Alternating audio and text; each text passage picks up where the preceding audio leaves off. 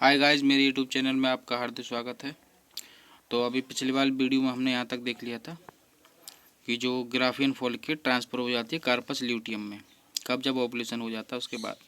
तो the corpus luteum secretes large amounts of progesterone. अब ये जो कार्पस ल्यूटियम स्ट्रक्चर होती है ये क्या निकालती है, बहुत ज़्यादा अमाउंट में प्रोजेस्टेरोन हार्मोन को सीक्रेट करती है, विच इज इसेंशियल, जो कि जरूरी होता है, आवश्यक होता है for maintenance of the endometrium, endometrium के मेंटेनेंस के लिए ज़रूरी होता है।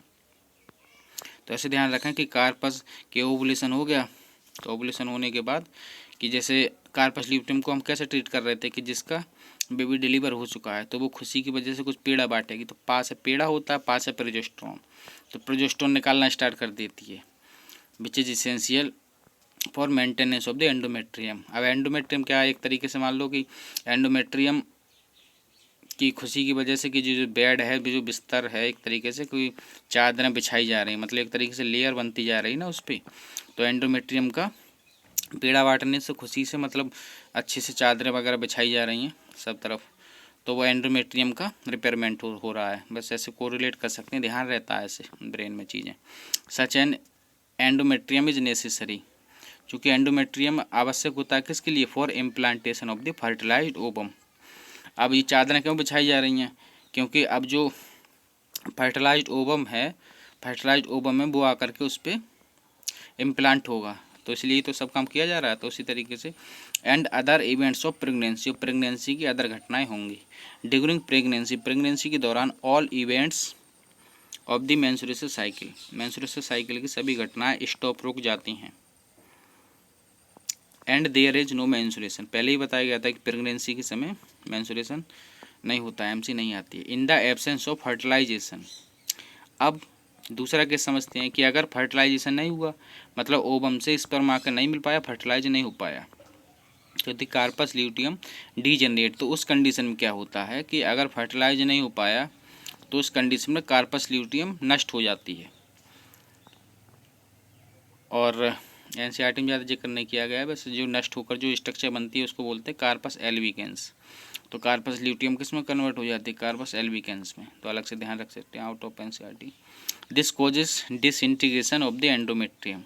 अब इस तरीके से खुद ही सोचो कि जब उसका ओवम का फर्टिलाइजेशन नहीं हुआ तो उसको कोई खुशी नहीं हुई, तो फर्टिलाइजेशन नहीं हुआ तो खुशी नहीं हुई, तो पेड़ा नहीं बटेगा, मतलब प्रोजेस्टेरोन हार्मोन या कौन निकालेगा जब वो डिजेनरेट ही हो गई। तो इससे क्या होगा, जब जब प्रोजेस्टेरोन हार्मोन नहीं निकलेगा तो एंडोमेट्रियम का रिपेयरमेंट नहीं होगा, तो एंडोमेट्रियम का रिपेयरमेंट नहीं होगा तो क्या होगा, डिसइंटीग्रेशन, क्षय हो जाएगा, उसका नष्ट हो जाएगी। तो this causes disintegration of the endometrium leading to the menstruation. तो इस तरीके से क्या हो जाता है, तो बिस्तर बिछने की जगह बिस्तर उजड़ने शुरू हो गए, तो एक तरीके से वो एंडोमेट्रियम की लाइनिंग का डैमेज होना स्टार्ट हो गया। मार्किंग ए न्यू साइकिल, और वहीं कहते हैं कि ये एक नई साइकिल स्टार्ट हो गई। In human beings menstruation cycle सीजेज, human beings में मेंस्ट्रुएशन साइकिल रुक जाती है। अब ये तो अंडरस्टूड होना चाहिए ना, फीमेल की बात चल रही होगी कि एमसी फीमेल में ही होती है ना, तो ह्यूमन बींग्स मेंस्ट्रुएशन साइकिल सीजेज रुक जाती है अराउंड 50 ईयर्स ऑफ एज, मतलब लगभग 50 साल की जब ह्यूमन फीमेल हो जाती है, तो ये एक आइडियल बताया जाता है, बाकी तो किसी में कम या ज़्यादा भी थोड़ा हो सकता है। That is termed menopause. अब इसको क्या बोलते हैं, देखो फर्स्ट एमसी हुई थी उसको मिनार्की बोल रहे थे, मिनार्की मतलब जो सबसे पहले एमसी होती है उसको मिनार्की, मैंने तरीका भी बताया था कैसे ध्यान रख सकते हैं। ऐसे मीनोपोज को जो सबसे लास्ट वाली एमसी होती है उसको क्या बोलते हैं, मीनोपोज। ऐसे ध्यान रखा, पोज मानी हम जानते हैं किसी चीज़ को रोक देना, टेम्परेरी, या वैसे तो टेम्परेरी रोकने को कहते हैं, लेकिन यहाँ पोज का मतलब बस ये ध्यान रखना कि बस पोज रोक दिया मतलब लास्ट हो गई अब ये।